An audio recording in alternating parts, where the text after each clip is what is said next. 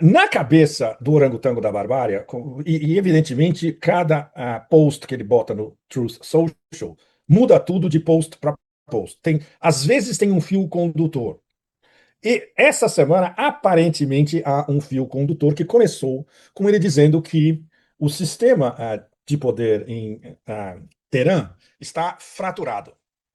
Isso é uma palhaçada completa, porque isso é o que os sionistas em torno de Trump e os que têm acesso direto a ele, não é muita gente, cinco ou seis no máximo, em diversas posições, ah, falando no seu ouvido e que ele retém.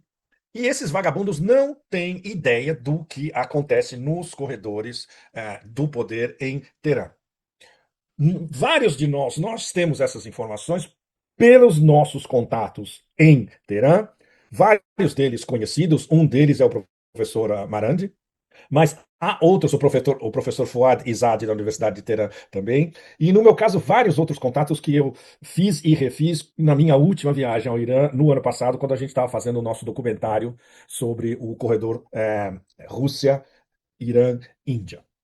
E, e eles nos confirmam exatamente o que está acontecendo nas mais altas instâncias decisórias de poder.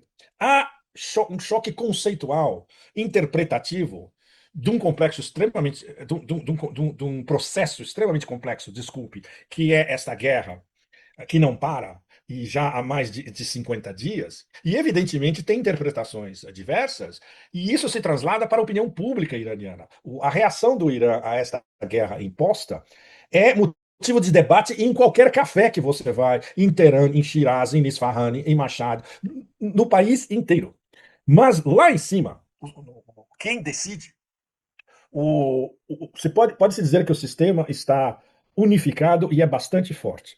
O que emergiu desde o início da guerra, com o assassinato do Ayatollah Khamenei, eu defini como um quarteto, porque é, na verdade, um quarteto. São os quatro mais importantes que tomam as decisões mais importantes. Então, tem o chefe do IRGC, dos Guardas Revolucionários, o Ahmad Vahidi, a figura que fala para o mundo e que agora é reconhecido do Sahara ao Gobi e ao meio da Tasmânia, o speaker do parlamento, Mohammad Ghalibaf. O secretário do Conselho de Segurança iraniano, o Mohammad Zolgadar, estava na delegação que foi para Islamabad 1.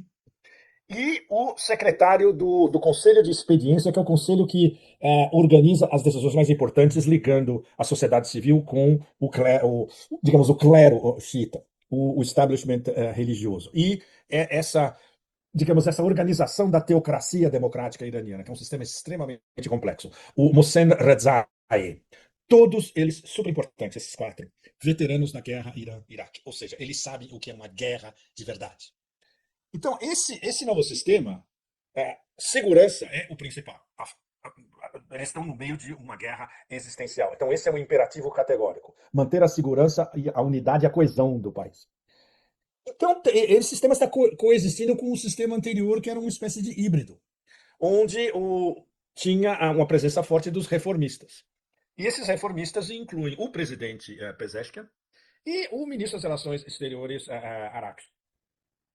O dado mais importante, esse Conselho de Segurança, o Conselho Supremo de Segurança iraniano, tem 13 membros. Só dois desses membros são reformistas. Ou seja, 11 deles são ligados ao IRGC e são mais, digamos, simplificando, linha dura. Mas o mais importante é que, acima do Conselho de Segurança e acima dessas interpretações diversas, digamos, simplificando mais uma vez a ala militar e a ala reformista, tem o Ayatollah Mojtaba Khamenei, que sempre foi muito próximo dos guardas revolucionários do IRGC, e ele é a decisão final. Por problemas de segurança mais do que evidentes, ninguém pode saber onde está o Ayatollah Mojtaba Khamenei, porque ele é o alvo número um de uma nova decapitação vindo do sindicato Epstein. Então, a comunicação entre eles é por correio humano, literalmente. Pedaços de análogo, pedaços de papel escritos passando de um para outro. Ou seja, não tem como saber isso de onde vem. É a maneira mais segura, certo? Ou seja, as decisões, em vários casos, elas podem demorar um pouco. No caso do por que o Irã não foi a Islamabad 2.0, quando estava tudo praticamente armado, no início dessa semana, eles já tinham dito N vezes que não tinha o menor sentido, especialmente depois do lançamento do bloqueio naval totalmente ilegal, que é, para todos os efeitos, uma declaração de guerra dos americanos. Os iranianos disseram, bom, não tem nem o que discutir. Ou seja, para esses dois vetores e até para outros vetores paralelos, não tem como haver uma negociação quando o império da pirataria impõe um bloqueio naval, que é, na prática, um ato de guerra e, acima de tudo, e mais do que isso até, eles agora estão abordando, atacando naves iranianas transportando petróleo, o que é, de fato, uma violação do tal cessar-fogo. Então, o cessar-fogo já está sendo quebrado pelos Estados Unidos, e mais do que isso, não só pelo ataque aos navios, mas o todo da história. O bloqueio naval, que é totalmente ilegal. Isso já foi dito várias vezes, não só pelos guardas revolucionários, pelo ministro das Relações Exteriores, Araghchi, no Twitter X. Vocês vão na conta do Araghchi no Twitter X, está tudo lá, escrito por ele. Isso significa que o Irã não piscou, não vai piscar, e seja o que tiver em jogo, não vai piscar. Ou seja, o principal, o X da questão dessa história toda, a responsabilidade da destruição da economia global que já começou, e adivinha quem vai ser responsável se isso acontecer? O império dos piratas. Reduzindo a estratégia, entre aspas, de Donald Trump. Exercer pressão máxima, que é o que ele fez durante Trump 1.0, continua fazendo em Trump 2.0, um prazo atrás do outro, e ficar vociferando ameaças extremamente sérias de destruição da infraestrutura civil do Irã. Isso também é um crime de guerra. Agora, o que os iranianos fizeram para colapsar Islamabad 2.0? Eles usaram uma tática brilhante: silêncio estratégico. Silêncio estratégico total. Ou seja, não só Trump, como todo mundo em volta, ficou completamente descombobulado porque eles não sabiam o que os iranianos estavam pensando. Claro, se eles estivessem pelo menos lendo os tweets de Araghchi no X, tá tudo lá explicado em detalhes, e não só, e vindo também de Galibaf, de outros chefes militares, etc. E tal. Não, eles ignoram completamente o outro lado, o que é típico do Império. O Império nunca escuta ninguém. O bloqueio. Vamos falar um pouco da ilegalidade, a sério, da ilegalidade dessa história toda. Artigo 3C de uma resolução da ONU 3314, definindo agressão. Vai direto ao ponto. O bloqueio do porto ou da costa de um Estado pelas Forças Armadas de outro Estado é qualificado como um ato de agressão. Ou seja, isso é uma violação do cessar-fogo. Legalmente é uma violação do cessar-fogo. Outra história completamente diferente é o sistema de trânsito no Estreito de Hormuz, que aí é uma história completamente diferente, porque o Irã não bloqueou nenhum porto estrangeiro, não ordenou um bloqueio generalizado. O que eles fizeram? Eles impuseram o famoso pedágio em navios considerados hostis, de nações hostis, ou que estão em guerra contra o Irã, passando pelo estreito, e afinal o estreito está em águas territoriais iranianas. Isso é o mais importante. Toda essa palhaçada que vocês devem estar vendo de spin, exatamente, da mídia mainstream americana, dizendo que são águas internacionais, não tem nada de águas internacionais. O Estreito de Hormuz, a distância da costa iraniana para a costa de Omã, é 21 milhas náuticas. Cada estado tem direito a 12 milhas náuticas para exercer seu controle territorial. Matemática básica. 12 mais 12 igual a 24. Ou seja, é mais do que a distância entre costa iraniana e costa de Omã do Estreito de Hormuz. Então, não tem nada de internacional. O Estreito de Hormuz é, digamos, metade do Irã e outra metade de Omã. Águas territoriais iranianas e águas territoriais de Omã. Isso encerra a história. Claro, vai explicar isso para o império da pirataria e da ilegalidade absoluta. Ou seja, eles têm o direito de, em autodefesa, responder a um ataque unilateral, totalmente ilegal, essa blitzkrieg do império contra o Estado iraniano, porque isso os qualifica a estabelecer uma espécie de, digamos, um portão de defesa, um pedágio de defesa nas águas territoriais deles no Estreito de Hormuz. E isso vem, sabe da onde? Convenção de Genebra, 1958, sobre águas territoriais e zonas contíguas. E isso foi, como é que chama? Aumentado ou detalhado ainda mais pelo Ato sobre Áreas Marítimas da República Islâmica do Irã de 1993. Então, Genebra, 1958, Irã, 1993. O Irã, legalmente, detalhando o seu direito de, entre aspas, passagem inocente, se eles podem delimitar o que é uma passagem inocente ou não, de navios que podem ameaçar a sua segurança. Ou seja, o Estreito de Hormuz, como vocês já sabem, é a definição maior de um gargalo estratégico. É o mais importante gargalo estratégico do planeta. Está em águas territoriais iranianas. Portanto, Irã tem o dever soberano e legal de regular a passagem do que eles consideram navios não inocentes. Bom, mais uma vez, tem como explicar isso para o império do caos, mentiras, rapina e pirataria? Não. Especialmente porque agora a história está ficando cada vez mais complicada dia após dia. O bloqueio não é um bloqueio só dos portos do Irã e do Irã. O que a gente está começando a ver é o delineado na prática é um bloqueio marítimo global. Lembre-se que era uma guerra de um fim de semana. Começou no sábado e acabou no domingo. Na segunda, o orangotango da Barbária ia estar num porta-aviões gritando missão cumprida. Furou tudo. Agora, além da guerra, que está em banho-maria, no momento, o bloqueio naval. Soma os dois. O que a gente tem? Uma guerra contra a economia global. Quem vai pagar o preço dessa guerra? A economia global. Todo mundo, o planeta inteiro. As repercussões são globais. Só para ter uma ideia, no momento, menos de 2 meses, o suprimento global de energia caiu 60%. Em menos de 2 meses. Imagina se a guerra continua mais um mês, o que é bastante provável. Ou 2 meses, também bastante provável. Tudo que vem pela frente, vocês podem imaginar todo tipo de horror. E isso são previsões realistas. Pode ter lockdown espalhado pelo mundo inteiro, de novo.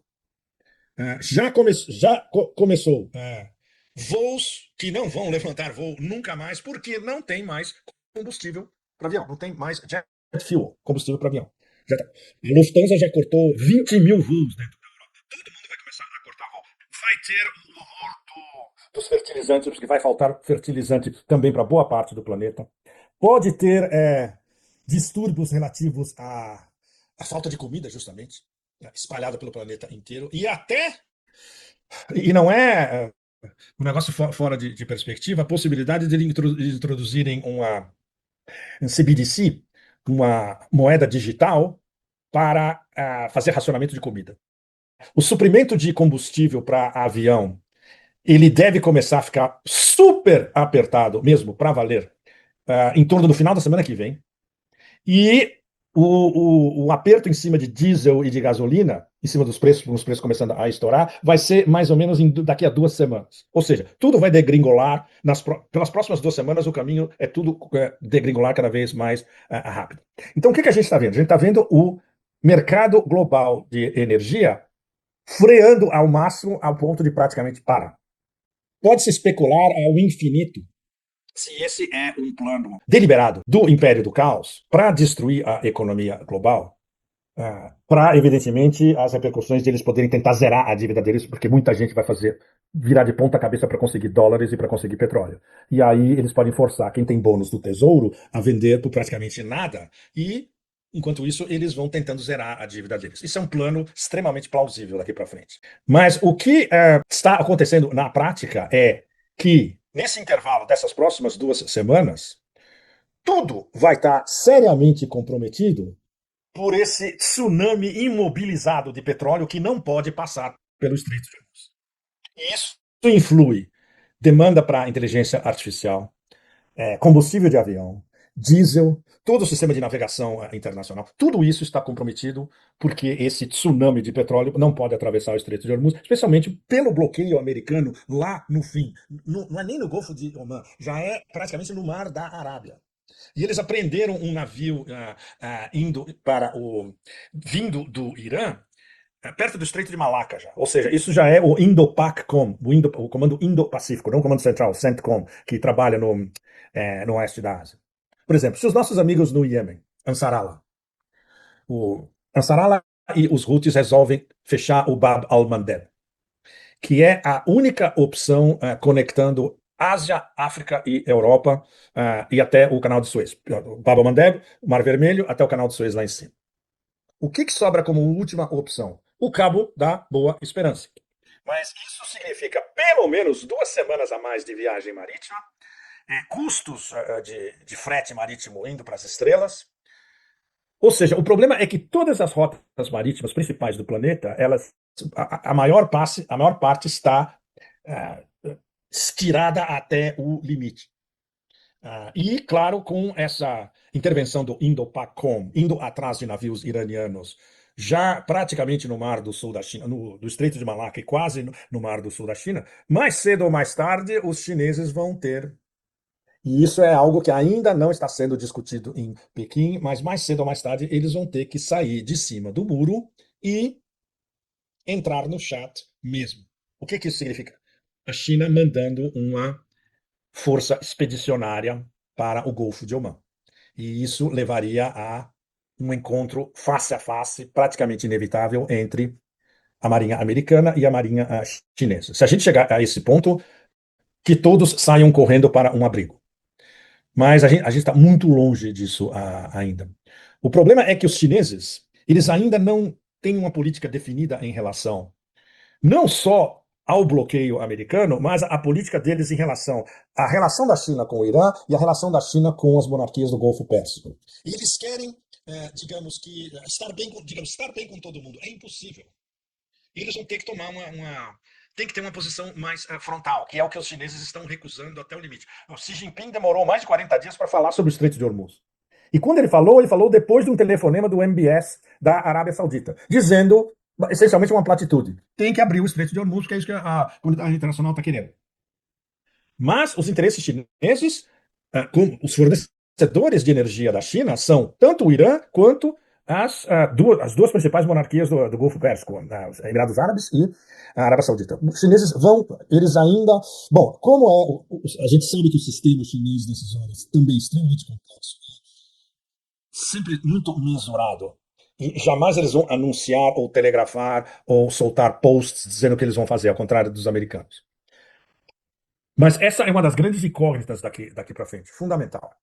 O que a gente sabe com certeza, no momento que a gente está agora, e sabendo que as condições para a economia global nas próximas 2 semanas vão deteriorar a um ponto quase irreversível, é que esse limbo estratégico do momento não pode continuar. O que os americanos estão conseguindo com esse limbo estratégico, pelo menos desde o anúncio do orangotango da barbárie na terça-feira? Eles mantêm o Irã, a pressão máxima em cima do Irã, praticamente como era antes, ou seja, pré-guerra, e continuam com a ameaça perpétua de a guerra voltar. Então não é por acaso que os iranianos não podem tolerar esse negócio por muito mais tempo. Bom, vai estourar mais cedo ou mais tarde. Esse cessar-fogo não tem como durar. E os iranianos já anunciaram os alvos, se isso acontecer.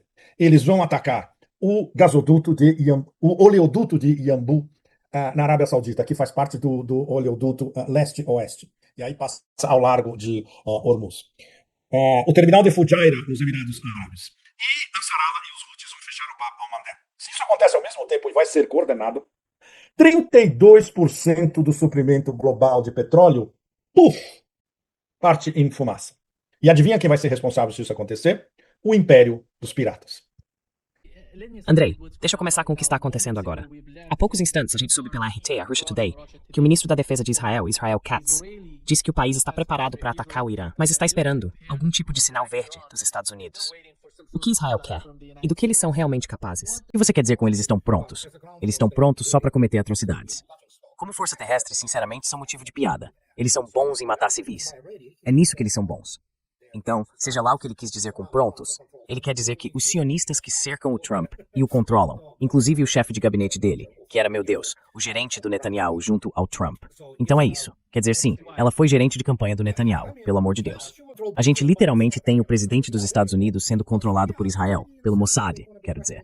Então é isso. Eles estão prontos no sentido de que vão pressionar os Estados Unidos a cometer algum tipo de ato idiota, como bombardear o Irã, sem nenhum efeito real. Podem até matar, de novo, algum líder, parte da liderança do Irã, mas o país tem basicamente uma estrutura de substituição para isso. Novas pessoas vão entrar, assumir o lugar e continuar. E é isso. No fim das contas, todo esse exagero, esse bater no peito, eles são bons mesmo em assassinatos. Eles, por algum motivo, se consideram mestres da inteligência. Mas na verdade, como você sabe, agora foram encontrados 2 agentes iranianos dentro do Mossad. Eu não sei, cara. Isso tudo é basicamente mito, tudo exagerado por Hollywood. Então é isso. Essa é a prontidão deles. A única coisa que eles têm são, sabe, algumas opções e aquelas ogivas nucleares. E só. Na prática, eles não têm como travar uma guerra com o Irã. Não tem fôlego para isso. A sociedade deles está completamente desmoralizada. Agora é odiada pelo mundo inteiro e também pelos Estados Unidos. Dentro dos Estados Unidos, há uma mudança tectônica e dramática contra Israel. O que os israelenses querem, porque eles não são exatamente brilhantes em termos militares, quero dizer, em assuntos de guerra e coisas assim, é ver os Estados Unidos se atolando num pântano de uma operação terrestre. Embora, na verdade, isso talvez nem dure tanto tempo, porque os Estados Unidos não têm capacidade para sustentar uma operação dessas. Enquanto Netanyahu ficar fora da prisão, eles vão continuar fazendo isso.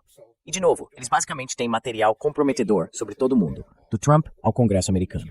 Então, sim, no fim das contas, eles vão conseguir o que querem. Acho que eles estavam começando a chamar o Donald Trump lá no Irã de fofoqueiro. Porque esse cara é demais. Olha só o que ele publicou, o que ele repostou, dizendo que existem 2 facções no Irã. Uma que quer um acordo e outra que não quer. E que é pra matar, sabe, quem não concorda. Ele simplesmente inventa coisas e toma decisões com base nesse tipo de pensamento delirante. Esse cara, você não vê nenhum sinal de seriedade nos olhos do presidente dos Estados Unidos. É catastrófico. Primeiro, é uma humilhação nacional como os Estados Unidos nunca tinham vivido antes. Eles colocaram o presidente, mas ele não é o presidente dos Estados Unidos. Ele é um fantoche de Israel, porque está cercado por sionistas. E de novo, vamos dizer como é. Não existem cristãos sionistas. Eles não são cristãos. É um culto da morte, baseado numa Bíblia essencialmente pró-Israel, o que também é uma heresia. E eles são, como algumas pessoas disseram junto com o Tucker, judeus envolvidos em retórica cristã. E isso não quer dizer que não existam muitos judeus decentes, trabalhadores, patriotas americanos. Eu só quero deixar claro que quando falamos de judeus talmúdicos, estamos falando da parte mais extrema do judaísmo, basicamente. E também dos seus desdobramentos, os chamados sionistas cristãos. É disso que se trata o governo Trump. É totalmente corrupto e totalmente incompetente. Tem o mesmo imbecil como ministro da guerra, sabe? Aquele cara com a mentalidade de um suboficial alcoólatra. Então quando você olha pra isso, vê que é um problema enorme. Estamos falando de uma superpotência nuclear, a segunda maior superpotência nuclear do mundo. E você tem um cara que já não é mais ele mesmo. Quer dizer, a única esperança agora é que existam algumas pessoas que consigam pelo menos impedir que ele faça coisas estúpidas. Mas ele está cercado, como você mesmo disse, por gente que o controla completamente. Ele nem sabe mais o que é a realidade. Vive num mundo inventado. E está sob uma pressão enorme, porque claramente temos aí um sujeito que aparece o tempo todo nos arquivos do Epstein. Tire suas próprias conclusões. E sim, ele também está ficando senil. Então temos essa combinação catastrófica de fatores, e ele simplesmente não tem condições de governar o país. E de novo é importante lembrar, você conduz sua política externa com base em entender suas próprias capacidades, entender o seu oponente ou aliado, seja quem for. Mas não há estratégia. Se você leu meu último livro, que saiu faz mais ou menos 2 anos, talvez 1 ano e meio, A Última Guerra da América, sabe que os Estados Unidos não fazem estratégia. Eles não entendem o que é estratégia. Criam todos esses planos grandiosos, sem ter a menor noção dos recursos necessários para sustentar esses objetivos ambiciosos e tudo mais. Eles não são pessoas competentes, simples assim. Nós, mais uma vez, como eu já disse, não ganhamos muitos amigos ao falar isso, mas precisa ser dito. De repente ficou claro que os Estados Unidos são um tigre de papel militarmente, e também um tigre de papel economicamente, no sentido de que não conseguem produzir nenhum sistema de armas funcional que realmente possam fabricar em quantidade. Então, quando você olha para isso, especialmente levando em conta que qualquer política externa é, no fim das contas, uma política de poder. Ela é movida pela sua capacidade, pelo seu potencial. Dá pra ver que eles não entendem o que estão fazendo. Eles só reagem. É a única coisa que sabem fazer. Eles correm pra lá, porque, de novo, é muito importante entender isso. Eles olham para aqueles números idiotas de Wall Street e acham que isso é economia de verdade. Aí correm para os países do Golfo, por exemplo. Acham que, porque vendemos para vocês uma certa quantidade de equipamentos que nem funcionam direito em combate real, e porque vocês têm muito dinheiro, de alguma forma precisam representar algum tipo de força que a gente pode manipular. Olha para Dubai. Dubai acabou. Já era. Olha para todos esses países do Golfo. Eles não são só tigres de papel. Eles não são ninguém. são zeros absolutos, se não números negativos. E é assim que os Estados Unidos veem o resto do mundo, achando que, olha pra gente, andamos de Rolls Royce, então somos incríveis. Você precisa entender que o mundo funciona em um plano completamente diferente. Ele opera de outro jeito. É preciso ter todo tipo de coisa material também, algo que seja concreto, que você possa tocar. A partir disso, dá pra desenvolver políticas, estratégias, o que for. Eles não entendem o que é estratégia. Como eu já disse, é um mundo virtual de Wall Street. E por causa disso, quando você olha o que eles estão tentando organizar, o que estão tentando fazer com o que tem, de repente percebem, não temos recursos, não temos capacidade militar, e no essencial, não temos mais nenhuma superioridade moral. Principalmente depois que os Estados Unidos apoiaram a atrocidade cometida por Israel, que é sinceramente um crime contra a humanidade em Gaza. E você só tem o presidente que é tão, sei lá, eu nem sei a quem ele adora. A gente sabe que ele não é cristão. Ele nunca colocou a mão na Bíblia durante o juramento. Mas você tem que ser um ser humano absolutamente abominável para achar que sim, vamos matar dezenas de milhares de pessoas inocentes. Crianças, mulheres, lá em Gaza. E depois construir hotéis e cassinos. Essas pessoas não são normais, são pervertidas, são, não sei, é como se fosse o mesmo nível de maldade dos batalhões punitivos da SS, algo assim. Quer dizer, isso é hitlerista, um nível de maldade hitlerista. É isso que é um Leberthron em escala menor, no caso de Israel. Andrei, quando você ouve o Pete Hegseth demitindo o secretário da Marinha, bem no meio dessa guerra que está acontecendo, o que isso significa para você? E isso seria, digamos, algum tipo de diferença importante que está surgindo dentro do exército, da marinha? Pete Hegseth tem a mentalidade e o nível de conhecimento sobre guerra de verdade, de um sargento, alguém que acabou de sair do campo. Ele não é um oficial, apesar de ter passado pelo ROTC e ter sido enviado para o Afeganistão. O fato de ele ter se tatuado e achar que o maior conhecimento dele sobre guerra vem do Afeganistão. O Afeganistão não foi uma guerra de verdade. Não foi. Foi uma operação policial de alta intensidade, onde você ainda podia morrer por causa de um explosivo improvisado, podia ser atingido por tiros leves, talvez um foguete passasse perto, você chamava apoio aéreo aproximado, e era basicamente isso. E agora ele vem dizer que quando há um bombardeio constante e pesado com explosivos de alto nível sobre as bases, essencialmente, 13 bases americanas são destruídas. Esse cara simplesmente não consegue entender, ele não compreende. Como eu já disse, o nível de conhecimento dele vem basicamente da Bíblia Scofield. E é só isso. Aí ele demite outro sujeito que é político, que era, sei lá, amigo do Trump, ou ligado àquela turma dos grandes doadores. Então dá pra imaginar o que os profissionais da Marinha dos Estados Unidos, por exemplo, sentem. Porque, obviamente, a Marinha americana ainda tem, assim como o Exército, muita gente realmente profissional, com formação militar de verdade.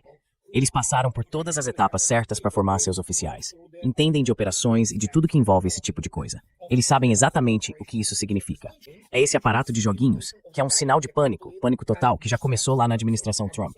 Então eles vão acabar se devorando entre si, simples assim. E esse fantoche, o Pete, alcoólatra, ministro da guerra, que não entende o mínimo sobre uma guerra de verdade, tá lutando pela própria sobrevivência.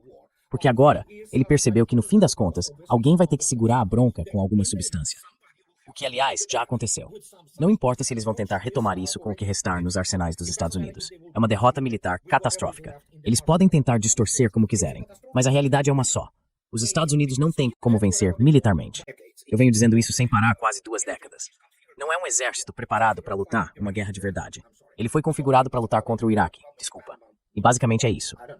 Bom, talvez o Panamá, talvez Cuba, não sei. A Venezuela? Basicamente a Venezuela vendeu o próprio presidente por dinheiro. E sim, claro, sucesso militar. Mas a realidade é que, em termos puramente militares, os Estados Unidos não são a potência que sempre acharam que eram. Nem de perto. E aí, quando você começa a encarar um pouco da realidade, vem a dissonância cognitiva, e o pânico começa. E você já ouviu, né, algumas semanas, quando o Trump disse que, sim, foi o Pete que convenceu ele, sabe, a ir lá e, enfim, atacar o Irã. Então o Pete Hegseth, a cara dele, a expressão dele era impagável, sabe? Ele entendeu na hora que ia ser jogado pros leões. E agora o que tá acontecendo? Pois é, a Marinha dos Estados Unidos não consegue mais operar sem estar totalmente ameaçada pelos mísseis antinavio do Irã. Aí ontem, o pessoal da Marinha veio a público e disse, nas condições atuais, não dá pra remover minas se houver minas no Estreito de Hormuz. E mesmo que haja uma guerra e tudo seja favorável, é uma catástrofe econômica para toda a equipe do Trump. Claro, pros europeus é tudo junto, é a sentença deles. Basicamente é isso. Então, sim, e é por isso que, bom, não é que ele ainda esteja completamente preso nesse universo alternativo, nessa realidade paralela. Ele claramente começa a perceber e sentir que, meu Deus, estamos ferrados. É por isso que ele estava manipulando os mercados. Mas ninguém acredita nisso. Se você olhar para os contratos futuros, eles podem oscilar o quanto quiserem. Mas a realidade é que o preço à vista do petróleo está muito mais alto. De novo, o Brent, por exemplo, pode chegar a $104, certo? Hoje, não sei se estava 105 ou algo assim. Você vai lá e compra o Brent. Bom, a Arábia Saudita vende com uma margem de mais de $20. Então, de repente, o preço à vista vai para 125, se você tiver sorte.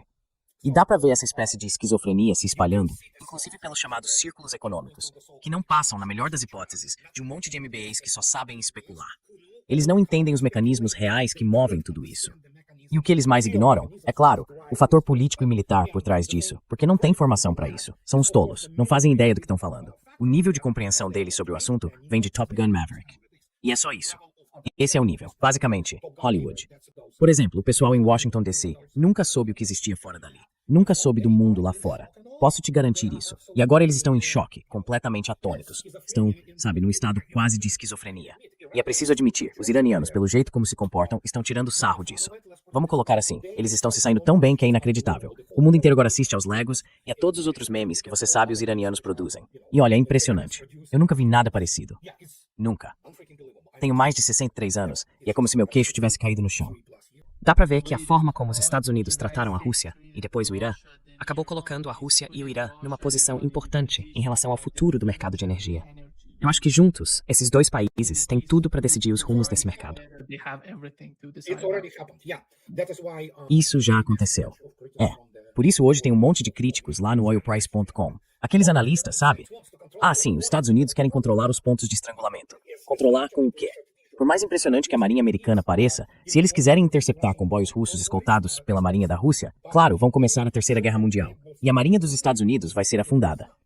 Porque simplesmente é a Marinha dos anos 90. A única coisa que eles têm é o míssil SM-6, que nem funciona tão bem assim. Mesmo com toda aquela defesa aérea, que aliás a defesa aérea dos Estados Unidos funciona mal, ou melhor, não funciona. E tem os Tomahawks. E só.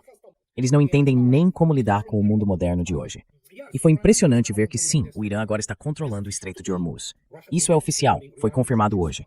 A mídia russa, incluindo a RIA News, que é uma organização de notícias respeitável, está informando que o Irã já começou a receber os primeiros pagamentos em outras moedas, não em dólares. Está aceitando yuan e rublos pelo controle do Estreito de Hormuz. E, obviamente, também temos a situação em Bab el-Mandeb. E aí vem mais uma bomba. A Indonésia quer começar a cobrar pelo uso do Estreito de Malaca.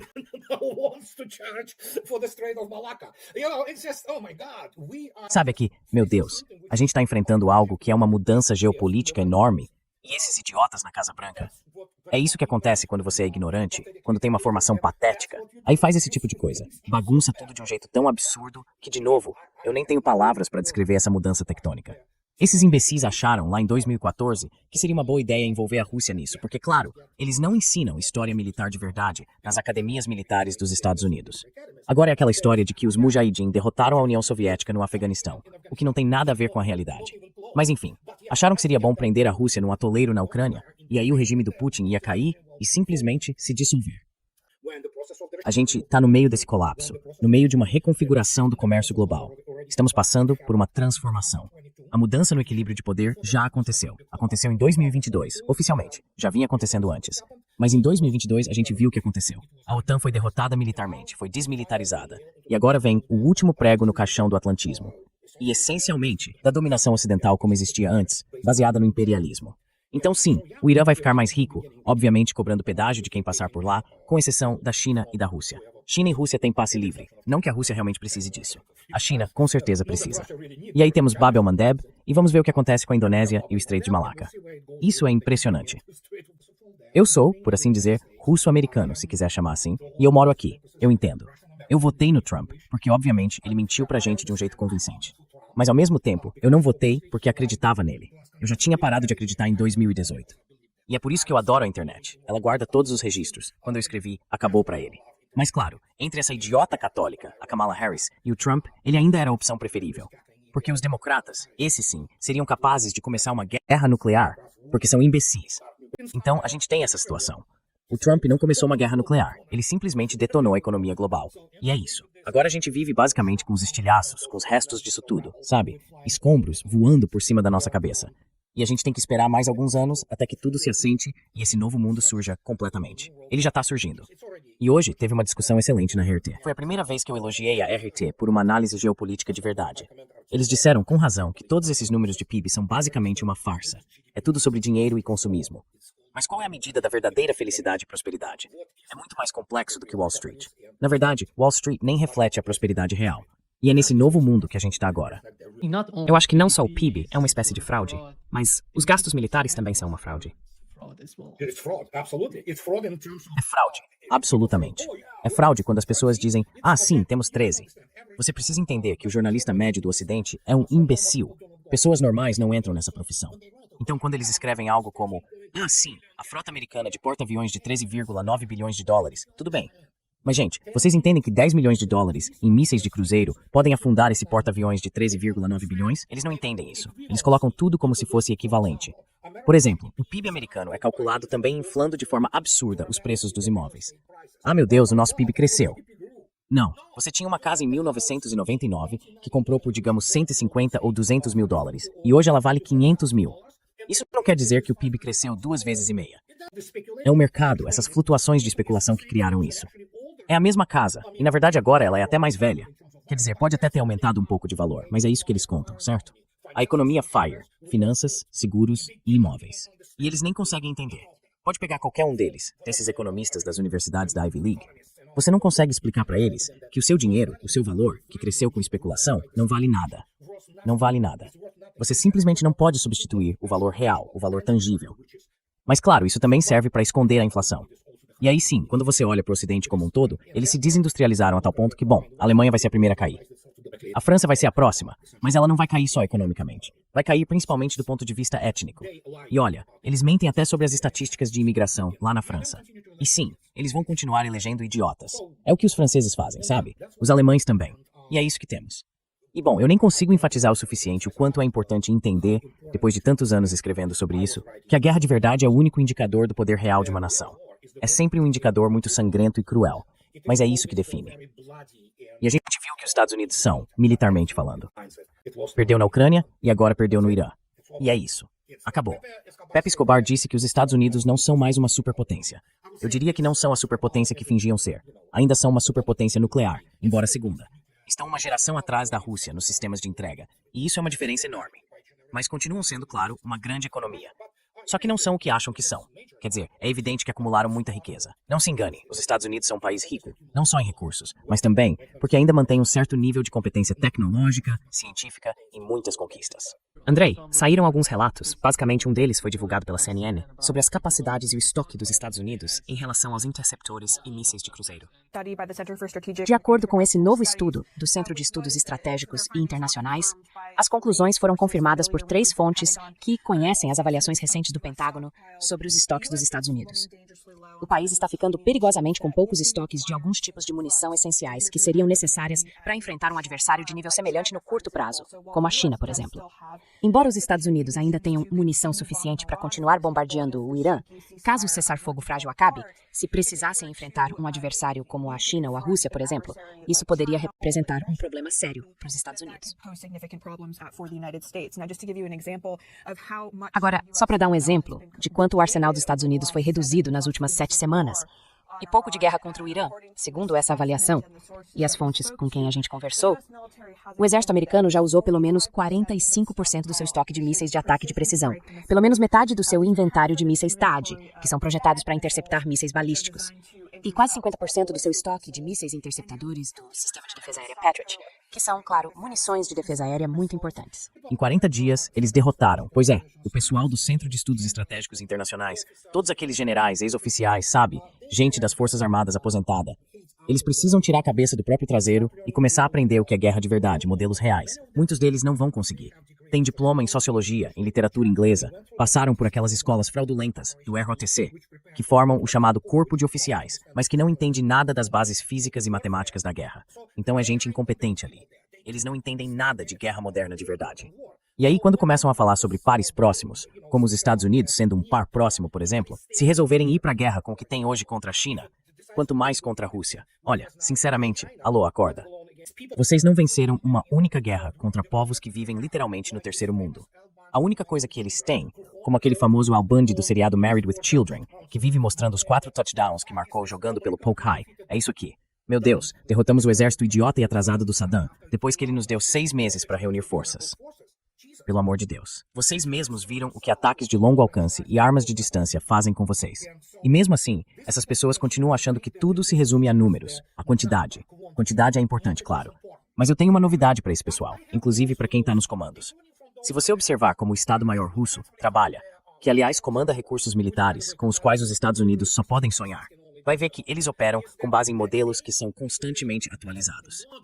24 horas por dia, 7 dias por semana, eles realmente recebem informações concretas, verificáveis, de alta precisão, se quiser, de alta probabilidade e alta confiabilidade, dados de combate, que entram e saem, ajudando a tomar decisões adequadas, a fazer o planejamento certo e coisas assim. Então, os Estados Unidos vivem um universo alternativo. Eles não conhecem os dados reais. A história militar americana foi escrita pelos generais alemães que escreveram a história da Segunda Guerra Mundial e coisas desse tipo. Então, o que você espera dessas pessoas? Aqueles poucos que, digamos, erram em alguma coisa. Não, eles continuam acreditando. Eles acreditam que os Estados Unidos venceram, que derrotaram Hitler. Há pessoas que não entendem que o motivo da Marinha dos Estados Unidos não estar nem perto disso. Alguém dentro da própria Marinha americana percebeu isso. Se a gente estiver falando de uma distância entre 500 e 700 quilômetros, mesmo um ataque com mísseis subsônicos, nem precisa falar de supersônicos, um ataque com 8, 6 mísseis subsônicos, vai acertar o que escapar. Vai atingir um dos destroyers americanos. E isso significa que uma das partes críticas, que ainda não funciona direito, do sistema Aegis, o radar Spy-1, por exemplo, vai sair do ar. E pronto. De repente, o grupo de porta-aviões fica exposto. Essas pessoas não fazem ideia do que estão dizendo, porque nunca estudaram nada de verdade. Tudo que aprenderam sobre a Rússia e a União Soviética é lixo, posso dizer que uns 80% pelo menos. Eu posso afirmar isso. Diferente deles, eu passei por esse sistema. Eu vivi dentro dele. E eles realmente acreditam nisso. Acreditam nesse lixo do F-35 que é motivo de piada em todo lugar. Sabe, eles acreditam. Lembra? O F-15 era o caça mais, digamos, invicto de todos. E de repente, começaram a cair do céu assim que encontraram um inimigo de verdade. O pessoal com... Enfim. E agora ainda tem a audácia de falar em quase pares. Os Estados Unidos não são um par da Rússia. Operacionalmente, qualquer general americano, ou aliás, qualquer comando ou chefe do Estado-Maior Conjunto, não está nem no mesmo nível. Eles não entendem o que está acontecendo. Vão tentar aprender todos aqueles detalhezinhos, mas não têm as ferramentas básicas para compreender a situação. E a gente vê o resultado. O sistema em si, o mecanismo está quebrado. E levou uns 10 anos para isso ficar totalmente exposto. O Irã, como eu já disse várias vezes, está alegremente pregando o último prego de fato no caixão da autoproclamada supremacia militar americana. Quanto tempo normalmente os Estados Unidos levam para recuperar o estoque e voltar ao nível que tinham antes dessa guerra começar? Se você olhar só pela contagem, eles provavelmente conseguem produzir 700 mísseis do tipo PAC-3, o Patriot PAC-3. Agora, o problema é que não funciona assim. Você calcula o gasto, e isso é um modelo, certo? Não é só uma conta simples. O que importa é o gasto em determinadas circunstâncias. E deixa eu te dizer, dá pra ver isso claramente. Eles podem lançar 5 mísseis e ainda assim errar o alvo. Então de que adianta isso? Não faz diferença se produzirem 700 ou 1000. Eles vão gastar tudo em 2 semanas de novo, porque mais uma vez o pessoal lá no Pentágono não aprende nada com o que aconteceu na Ucrânia. É por isso que o Patriot PAC-3 está sendo motivo de piada entre os russos. Ele não consegue interceptar mísseis balísticos modernos. Não consegue. Eles conseguem derrubar aviões, conseguem abater alguns mísseis de cruzeiros subsônicos, mas o Iskander esquece as coisas hipersônicas.